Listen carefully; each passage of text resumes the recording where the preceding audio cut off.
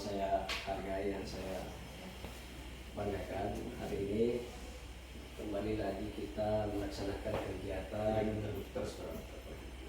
seperti biasa setiap hari kerja, mengikuti meminta waktu sekitar 10 sampai 15 menit terkait adanya program polisi belajar dari pimpinan.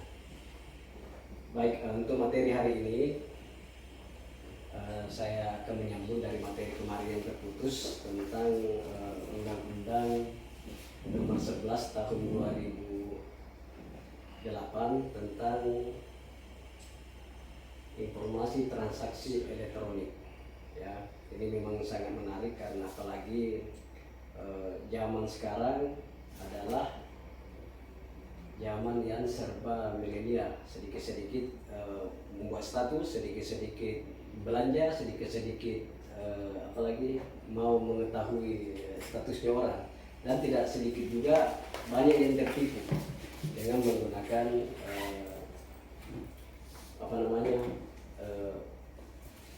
online di dunia maya. Kemudian yang kemarin saya lupa jelaskan bahwa di Undang-Undang Nomor 8 ini ada beberapa perbuatan yang dilarang. Ya, kita sampaikan kepada keluarga termasuk diri kita sendiri bahwa larangan untuk yang diatur yang tidak diperbolehkan untuk menggunakan elektronik ini secara bebas, seperti adanya konten asusila. Ya, kita sudah lihat banyak di masyarakat, banyak sekali orang dilaporkan polisi karena konten asusila, termasuk dirinya juga menjadi korban karena tiba-tiba konten-konten yang dia buat sampai ke publik, ada yang publik dari pihak ketiga, itu dilarang. Ya. Kemudian ada juga judi online, itu friendly. Ya, kita dengar banyak sekali ajakan-ajakan untuk mendapatkan keuntungan melalui friendly itu, melakukan judi online atau pale atau saham. Ya, banyak sekali kita jadi korban di sini. Kemudian apalagi yang diatur di apalagi yang dilarang di Undang-Undang ITE ini, termasuk adalah pemerasan, atau terkadang ada orang menggunakan atas nama akun kemudian melakukan pemerasan kepada orang per orang bagi warga dunia maya. Ya, kemudian apalagi, ya ini sering santai berita bohong. Ya, berita bohong itu biasa dibuat sedemikian rupa untuk menyerang diri per orang atau menyerang lembaga atau menyerang negara untuk kepentingan dirinya. Itu dilarang, larangan. Ini masing-masing ada ancamannya, itu tergantung dari prosesnya bagaimana hakim. Ya, tetapi pimpinan juga kita yang tahun 2021 lalu sudah menjelaskan bahwa terkait perbuatan-perbuatan yang dilarang di Undang-Undang ITE, apabila di proses hukum kemudian dia meminta maaf, berarti seharusnya kita lakukan permintaan maaf, itu harus kita laksanakan apalagi namanya restoratif. Ya, begitu. Kemudian ada lagi kategori yang paling dilarang. Jadi ada perbuatan dilarang, ada kategori yang paling dilarang. Ya, di pasal 35 Undang-Undang Nomor 11 itu ada kategori perbuatan yang dilarang, termasuk manipulasi. Ini sering dilakukan oleh elit politik, ya, manipulasi data, ya, atau manipulasi seperti kemarin yang center yang diberitakan dan paling tren sekarang ini adalah adanya dana pajak, ya, dana yang tersimpan di lembaga Menteri Keuangan itu sebesar 149 triliun 300 lebih, ya. Coba, itu luar biasa. Ini termasuk manipulasi juga, tapi kan masih ditelusuri, ya, apa betul ada seperti itu. Masing-masing pihak yang mencoba menaikkan informasi itu, kemudian dari pihak lembaga keuangan juga mencoba mengkanter karena tidak ada satupun yang bisa dijadikan dasar seperti itu. Kemudian ada apalagi yang kategori dilarang, pencipta di sini sekarang dari kontennya orang kita kasih pindah tanpa izin, itu yang termasuk adalah kategori yang dilarang. Apalagi perubahan, ada lagi perbuatan yang dilarang adalah perubahan. Terkadang kita merubah karyanya orang, ya. Meskipun karya itu tapi dia ubah tanpa izin. Ada juga merek diubah mereknya tapi rasanya sama, itu diubah. Di sini biasa juga terjadi kejadian itu di tingkat penyidikan. Kemudian yang terakhir adalah ini yang paling sering, perusakan atau penghilangan dokumen. Itu kategori yang paling sangat dilarang. Perusakan dokumen, contohnya kemarin di persidangan pembunuhan Brigadir J itu termasuk salah satu pasal yang disangkakan adalah pasal 35 di undang-undang, berarti perusakan atau penghilangan barang bukti atau penghilangan dokumen yang ada di dalamnya. Inilah yang sering kita hadapi di masyarakat, ya rekan-rekan. Jadi tolong sedikit demi sedikit kita ulas, nanti kita sampaikan ke masyarakat bahwa hindari ini. Cara menghindarinya adalah, ada lagi satu yang saya tidak tulis, apalagi perbuatan yang paling sangat dilarang, yaitu konten sara atau menista, ya. Di situ diatur di pasal berikutnya. Jadi Undang-Undang Nomor 8 ini memang substansinya berhubungan dengan dunia maya, TKP-nya dunia maya, tapi proses penghukumannya sama, menggunakan juga KUHP, cuma ini spesialis. Seperti itu. Mungkin begitu dari penjelasan pembuka saya kira itu saja dari saya. Siapa tahu ada rekan-rekan yang bisa ditanyakan, kita diskusi sama-sama. Sekian dan terima kasih. Baik, terima kasih atas kesempatan yang diberikan. Yang ingin saya pertanyakan terkait dengan proses penyidikan, penuntutan dan peradilan terkait Undang-Undang Nomor 8, Undang-Undang Nomor 11 Tahun 2008. Saya kasih contoh soal, misalkan ini kan kalau IT itu kan memuat ruang yang luas. Misalkan pelaku ada di daerah Jawa, kemudian korban ada di Makassar.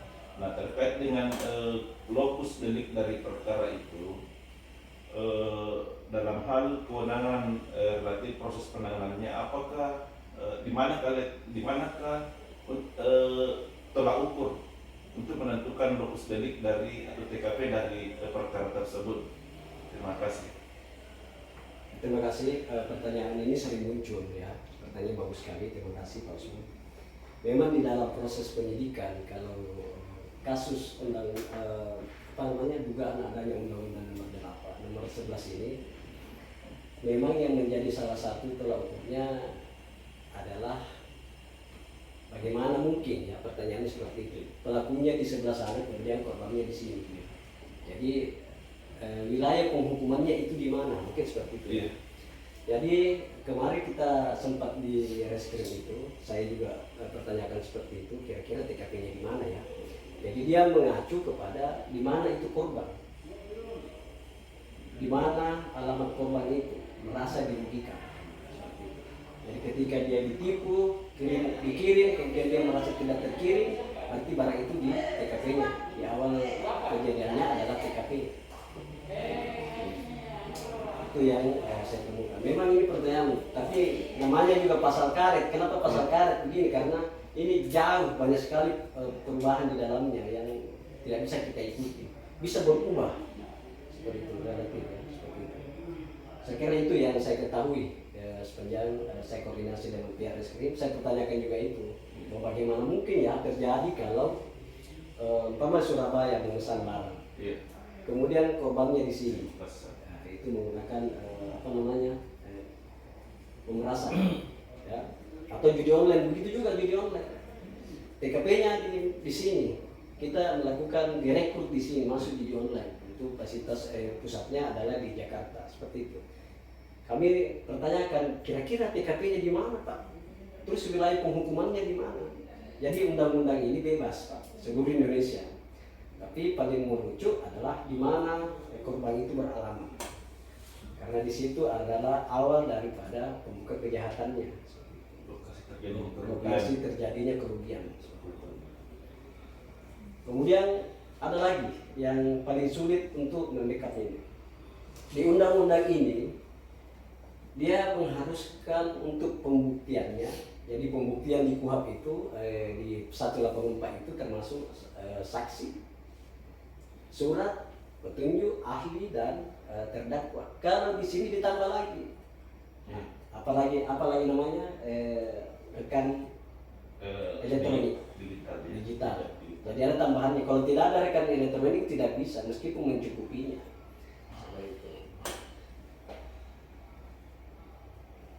Yang paling susah lagi kalau ahli, ya, karena di sini di undang-undang ini merujuk hanya ahli yang berkompetensi memiliki sertifikasi. Tidak semua ahli yang ada di wilayah kita ini memenuhi sertifikasi ini. Dan menunjuk khusus di undang-undang ini, ahli yang dimaksud dalam undang-undang ITE yang bisa memberikan keterangan adalah rujukan dari Kominfo, bukan dari dunia kampus kita di sini. Rujukan memang jadi agak sulit untuk membuktikan seperti itu.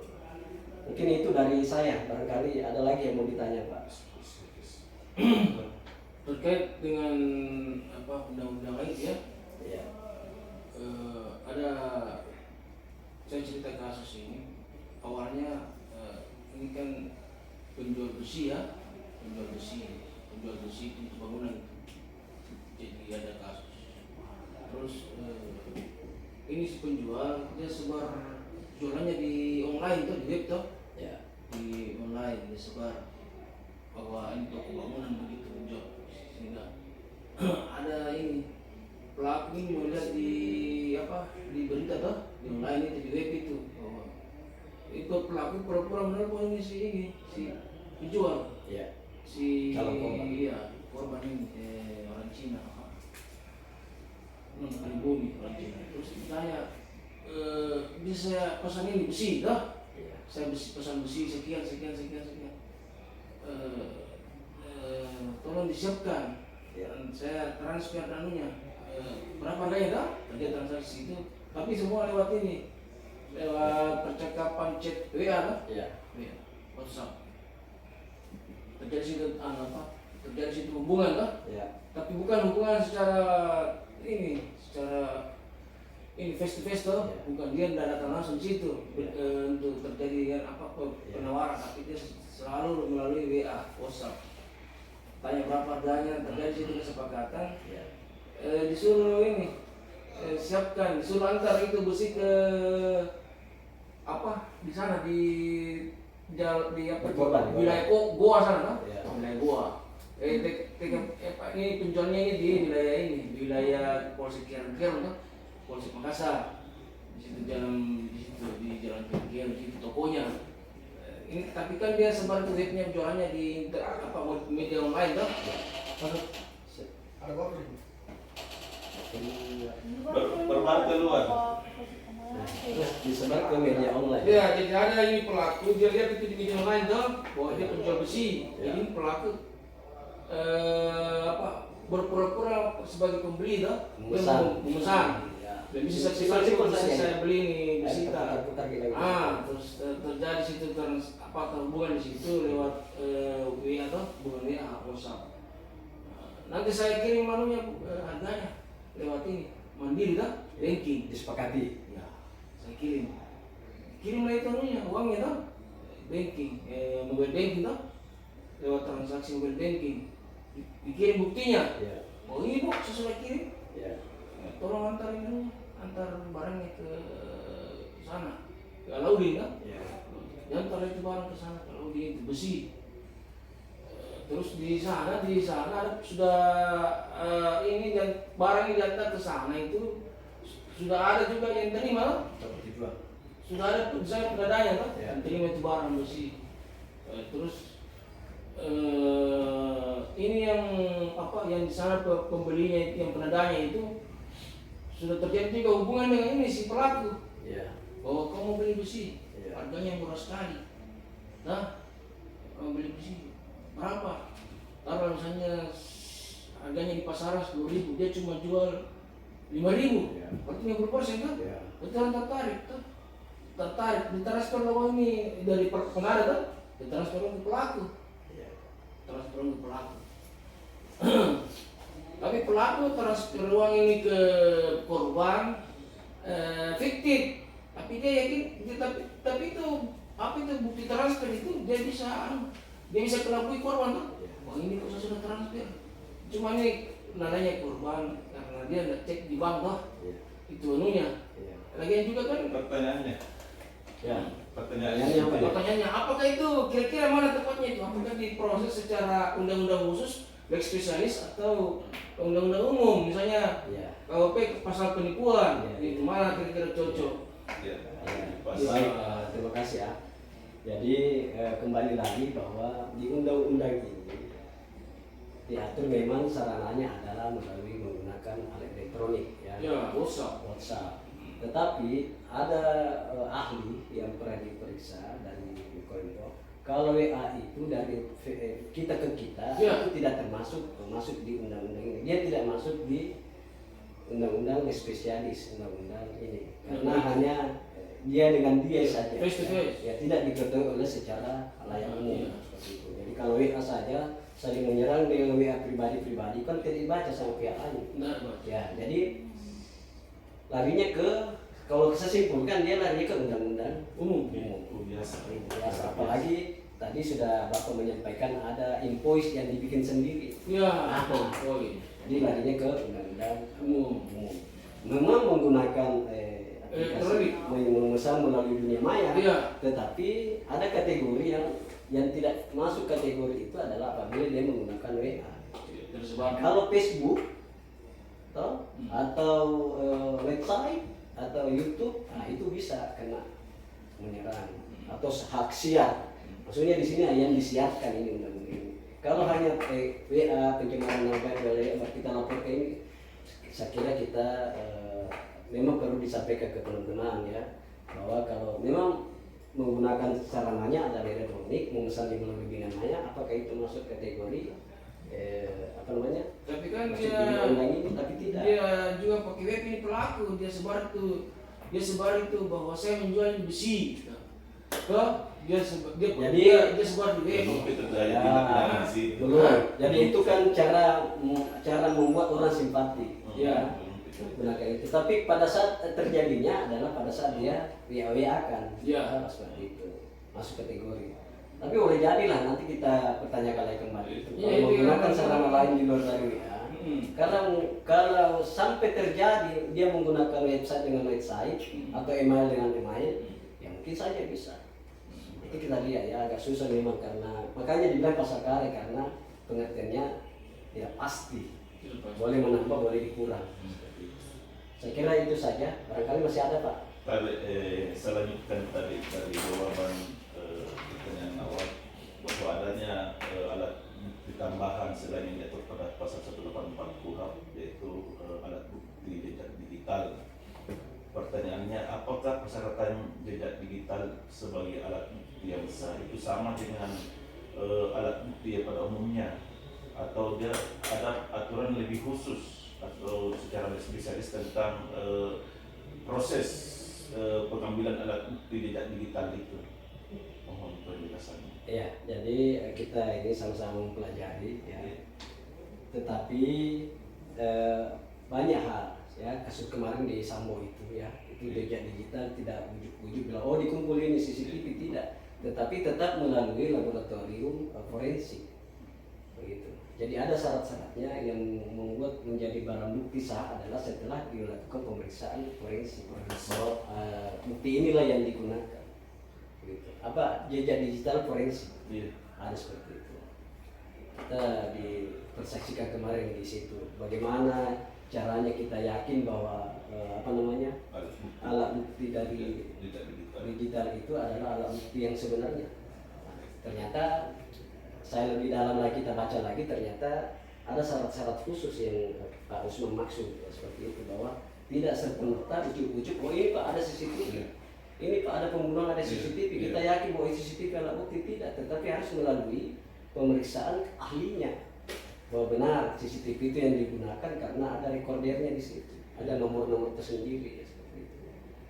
Sekiranya itu ya, saya masih kurang juga, kita harus belajar lagi, tapi sedikit demi sedikit kita harus menambah wawasan terkait undang-undang ini. Setidaknya ada yang kita paham ya. Membuka. Ya, jadi kesimpulannya adalah dengan adanya kejadian perbuatan-perbuatan ini, tolonglah kita sampaikan ke keluarga untuk jangan sembarang diposting. Ya, jangan sampai kita dalam hiburan gitu tapi ada yang tercederai. Jadi menggunakanlah elektronik secara bijak itu. Itulah barangkali. Terima kasih atas perhatiannya. Terima kasih hari ini. Wabillahi taufiq wal hidayah. Assalamualaikum warahmatullahi wabarakatuh. Waalaikumsalam.